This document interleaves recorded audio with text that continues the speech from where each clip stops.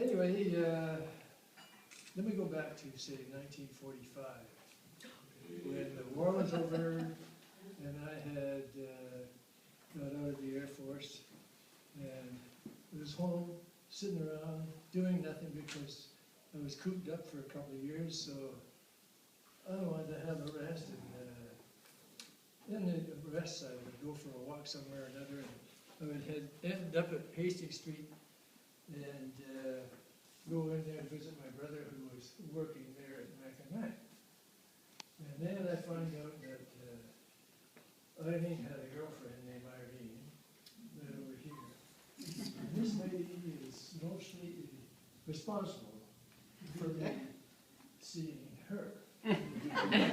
Because she one day says, "No, Eileen, you're sitting at home, you're not working, why don't you come up and fill out the application and see if you can get a job here?" So she did that, and so lo and behold, she gets a job there. So I go back up there again and visit my brother, and I clattered from in behind the end building. There were some stairs there, and they all the way down.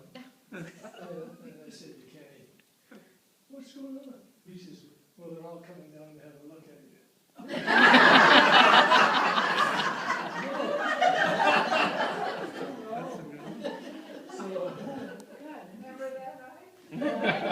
So not too long after that, I got the flu and I was laid up in bed, and the bucket down on the floor. My mother was emptying that when I was sick, and so I was laying there for a while. And then Kenny would come home at noon for lunch because he could ride his bike get there, and so I would write these little notes and I would give them to him to give to Eileen.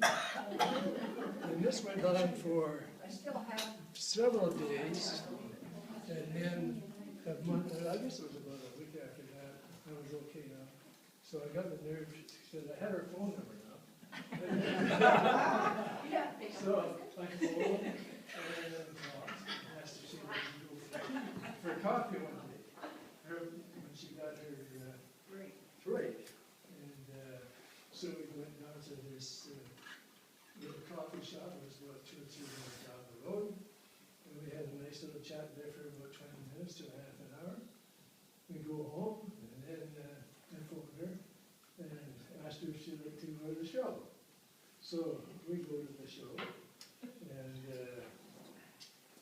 come back from the show, and it's dark, and I'm on the sidewalk, and she's looking at me, and I'm looking at her, and I say, "I can't kiss you goodnight because I've got a coleslaw." I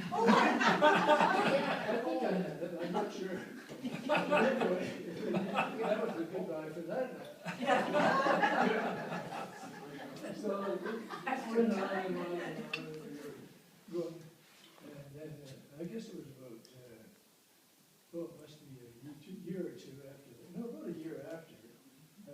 One day, well, hadn't been working up to then, but now I had a job, and I thought, well, I'm going to phone her and see if she wants to go have a look at some rings. So I phoned her at work and suggested this. "Could you meet me after work and we'll go and have a look at some works at Clark's, the jewelry?" She said, "Oh, okay." So we did that. Took out a ring and another ring there, and go back to the store. The store, yeah, we picked one out. We went back to the store and go back there. And this is the 2-decker thing, so we could go through those stairs that they tumbled down. We went walking up them. And there's always mattresses standing up like that. They weren't laying down, they were standing up. So this is where I put the ring on her finger up there. And come down. So, okay, I go home, she goes home. And before she went, I said, "Don't tell your mother. I want to be there when she finds out." So He anyway, had a date with his 2 boyfriends to go to the yeah, show. well, Glenn and, So I, and Nora, so that's all the time. I'm going to the show, and I was, so I'm telling them what I did all day. Well, they got a big laugh out of that. I don't know why they were laughing. So, anyway, what happened after that?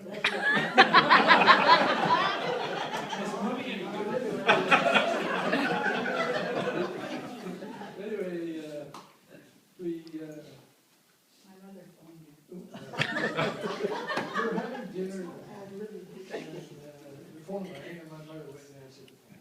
And she comes back to the table, and my dad was sitting there, and brother Ken was sitting over there. She says, "There's a lady who wants to talk to you." So the phone was around the corner a bit, and I'm getting scared now, and I go down there. And here's Heidi's mother on the phone. I thought, she gonna give me hell or what? So she says, "Congratulations." All that sort of stuff. And I'm him and Holly, because my mom had a dog. They don't know about this.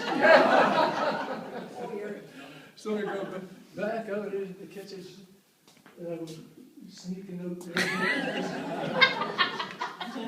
So scared.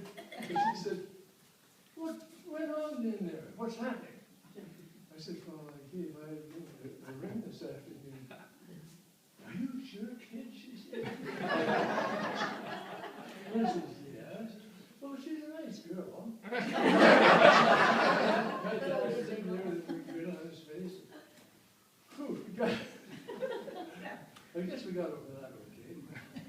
But then, we didn't get married for about 2 years, did we? Oh, you're in a bed, because the house Because was. we've had a house in Wellington Heights, it's a great big acreage thing from Wellington to Gilmore, and all these houses are being built. And I've been saving up enough money to get a down payment on them. So we went and picked out a house that we could get. But it took us such a long time to get it completed so we could move into it. There was a plaster strike. So we had to wait for a while, postpone the wedding, and that postponed it twice. And finally we got married. But when we, remember before the wedding, I said,